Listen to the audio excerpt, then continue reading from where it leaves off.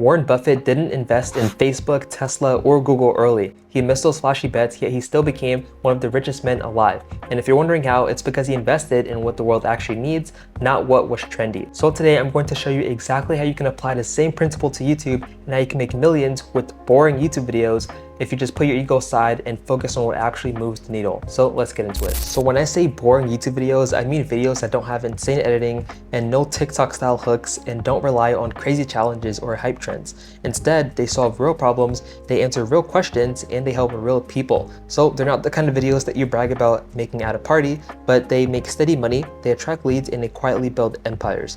So some examples would include tutorials, for example, how to set up X, or maybe SaaS walkthroughs, product explainers, educational videos that rank for search and stay evergreen, videos like this, videos that the world actually needs, not what is trendy, not what is, what's catching everyone's eye, right? So there's winners versus burnouts when it comes to YouTube. Now, most people chase, which are the burnouts, by the way. Most people chase viral edits, loud thumbnails, over-the-top hooks, and this can work for some people, of course. People doing a lot of top-of-the-funnel content who want a lot of eyes on them. This can definitely work for some, but it's not sustainable for most people. The creators and businesses winning long-term are the ones who prioritize strong packaging. So this can be the title, thumbnail idea, searchability, SEO, positioning in the market, and consistency, videos that compound over time. Because as you know, if you have a video blow up on YouTube, it can be from years beforehand and it can still blow up just like, years later, right? That's how YouTube is. And if that video blows up, well, guess what? All your other videos are blowing up too because they compound. All you need is one blow up video for the rest of your videos to actually benefit from it. So it's not about flashy editing, it's about packaging clarity. So editing enhances your video, but packaging is what actually drives the results. And by packaging, once again, I mean the title, thumbnail, and idea before you actually create the video. These are really important to know.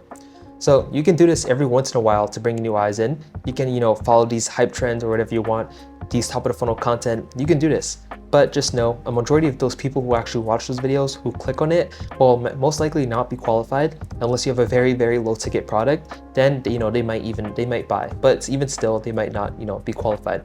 So, which in that case, going general would be better for most sales. If you have a low ticket offer, then you probably shouldn't be niched. If you have a low ticket offer, then you probably should go a little bit more broad, to be honest. It would be better for sales at least. So here are some real examples of boring millionaires or boring YouTube channels. So there are a bunch of YouTube channels today, and I'm pretty sure you've seen some of them. They have like no thumbnail or maybe like, a really basic thumbnail. And like once you click the video, it's just so valuable. I know you've seen those videos on YouTube, like this one. So some of the people who own those types of channels are making 10K, 50K, or even 100K plus every single month with minimal editing, with simple talking head videos, and with clean and clear packaging and positioning. For example, Nick Cosman, he's one guy who, has super raw thumbnails. He doesn't do anything except talk to the camera, but he has the experience, he has all the case studies, he has everything to back it up. That's why he doesn't really need to do that. He can just literally give the value and attract people, who watch the video. Maybe he's gonna get referrals, a bunch of referrals. You can just literally like run his YouTube channel just doing that stuff. So those people understand that YouTube is about being found, trusted, and chosen, not about being the flashiest creator on the homepage, which is why they don't have the craziest thumbnail, the craziest editing. Videos like this, are typically people who either, have skin in the game, they do this consistently, or they just, don't really have a lot of case studies and they want to get seen. They're trying to get seen. It's like you're trying too hard, but honestly, thumbnails are really good too. Still, these raw videos, it was just a trend for a little bit. Everyone's been doing it forever. And if all of a sudden it just blew up one day and it's like a new trend, it's been a thing forever, but it only works for specific niches. And they usually talk about having a lot of money. So once again, it's about being found, trusted, and chosen, not about being the flashiest creator on the homepage. So some examples of this, let's say you own a review channel. Software review channels with basic visuals have heavy affiliate revenue. I'm not sure if you've seen those, but a lot of these, review channels have a lot of affiliate revenue coming in because they get a lot of views and all they're doing is they're just reviewing a software. That's literally all they're doing. They have basic thumbnails, they have literally minimal editing, and they get a bunch of affiliate revenue. That's the niche that it works in. SaaS tutorials with clean titles, they drive a lot of inbound demo bookings. That is because the tool already drives a lot of attention to it. If the tool itself is already good, then the actual YouTube channel for the tool doesn't really need that many like thumbnails and all this stuff, they can just literally post and get a bunch of views organically because the tool itself is already driving traffic. And so they drive a lot of inbound demo bookings with this. We have SaaS clients right now who do this as well. And then there's also B2B educational channels making millions without ever trending even once. So I put Jordan Welsh, Iman Gaji, etc. because those are some examples of people with business channels who literally like they don't promote it. They just like let it grow, because if I go back once again, it's about being found, trusted, and chosen. Their main channel generates a bunch of views, a bunch of attention, but they can't really get the high quality leads that they want from it, which is why they have a business channel. Jordan Welsh has a business channel. I'm pretty sure it's called J Welsh. I think that's what it's called. And yeah, so that channel generates him, I think, more revenue, or a lot more like, you know, qualified people than his actual main channel, which has like a million subscribers. And then Iman Gaji has multiple business channels. You know, he's actually like really well known. His business channels keep blowing up, so he has to keep creating new ones. But that's an example right there. He has a business channel because he understands it's about being found, trusted, and chosen, not about having the most subscribers. He wants those high quality people, not those people who, you know, just click the video and aren't really that qualified, right? So there's some other examples of this as well. There's also Nick Cosman, people like him, etc. There's a bunch more. I bet you can find them. So now you might be wondering, okay, but what do the bigger brands actually want? And what do they actually look for? Well, with my experience working with AI and SaaS companies, here's what I've seen firsthand. So for AI brands, they tend to prioritize fast ideation and content strategy. They want to educate clearly, not overwhelm with edits, and they, you know, want basic videos, but they also want really clean editing, and it keeps the focus on the value, not the visuals, because they're trying to share the value that they're providing in the video. They don't want people to like just look at the visuals and just be, you know, distracted by that and not the value that they're giving. And we also implemented a narrow system for these AI brands as well. So for example, this is what I call the AI agency growth, YouTube growth system. Now, I don't have an official name for it. I'm just calling it like something relevant and kind of random, but this is pretty much what we implemented. It's pretty much saying like a lot of AI agencies tend to like have a lot of different services, and they try to put that all in their content. But what you actually should be doing if you have an AI agency is focusing on one or two of your main offers that you're the best at, then create videos around those. Then when people actually book a call, you can qualify them for all the other offers that you have.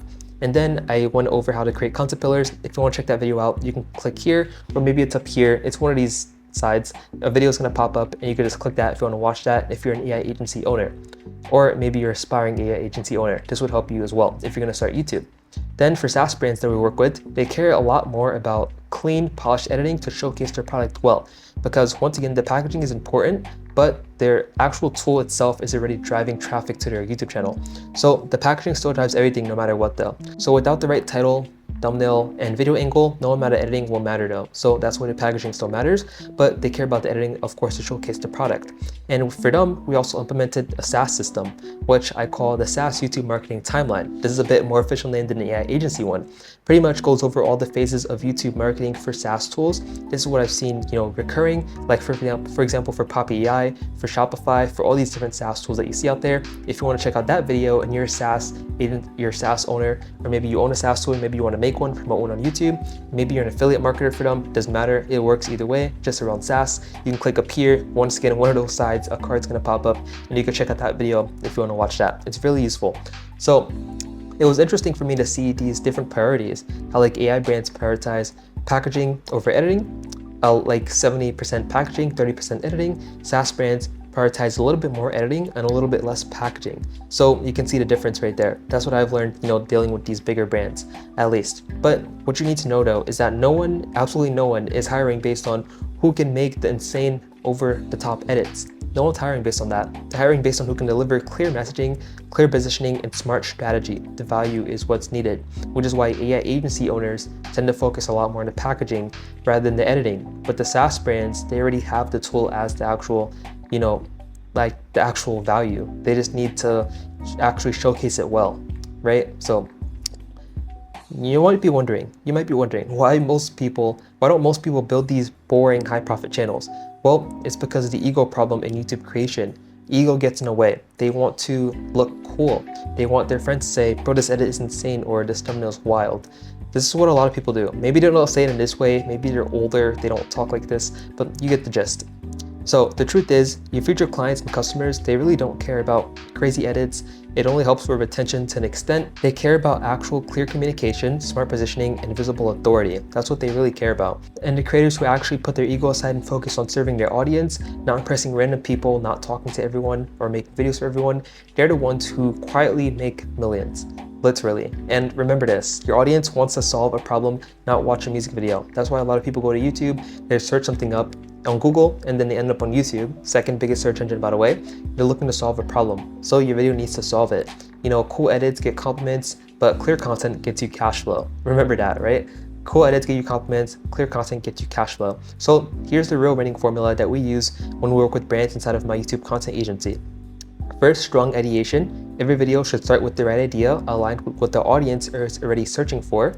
So once again, you're positioning your solution around a big problem in your niche, in your area of expertise. 2, powerful packaging. The title and thumbnail are crafted to drive clicks, not with hype, but with clarity and relevance. It needs to be relevant to them, and it needs to be clear what problem you're solving. 3, simple, clean editing, so no distractions, no unnecessary gimmicks, just smooth, clean visuals that focus on the message. And yeah, so I'm not saying videos that with a bunch of editing don't do well. Of course you can do that still, that's not a bad thing whatsoever. Just I don't want you to prioritize the editing over the value that you're giving in the video. 4, SEO optimization. Titles, descriptions, and keywords are placed intentionally so the video actually gets discovered. This is really important. If you have like tools like vidIQ, which is what I tell everyone in my, that I talk to, who ask me questions, with messaging, how to start YouTube. This is what I tell all of them to do. Get vidIQ and start looking for outlier videos. Start looking for tags that actually will rank you highest. So for example, your name. If you didn't notice, if you put your name as a channel tag or as a YouTube tag, you're gonna rank #1 for that because you're the only person like you who is actually making videos, right? Unless there's someone else with your name, then you can rank, maybe a little lower, but either way, you need to make a name for yourself. That's the point. Your name should be in a tag, and you need to make a name for yourself by posting consistently and about a solution around the big problem. And then 5, consistency plus compounding. Each video adds to the snowball, so there's no wasted uploads, by the way. If you're posting a video and it didn't do well, don't think it's gonna do bad forever. It can still blow up in the future. There's no one-hit wonder mentality. You shouldn't have that. You should understand that videos are gonna compound. Once you have that one blow-up video, all the other videos are going to do good as well. So just keep uploading, keep being consistent with that, and you're going to have that eventually. So hopefully you enjoyed this video. If you want to work with my YouTube content agency to scale your business through YouTube, click the first link in the description to book a free call with me. I'll personally analyze your entire content strategy and see exactly what needs to change for you to start scaling your business with YouTube. Whether that's more booked calls, more SaaS users, more customers, more demo bookings, anything like that we can help you with. And there's no fluff. If I can't help you, then I'll let you know right on the call. And if you enjoyed this video, YouTube thinks you'll enjoy this video a lot more. Thanks for watching, and I'll see you in the next one.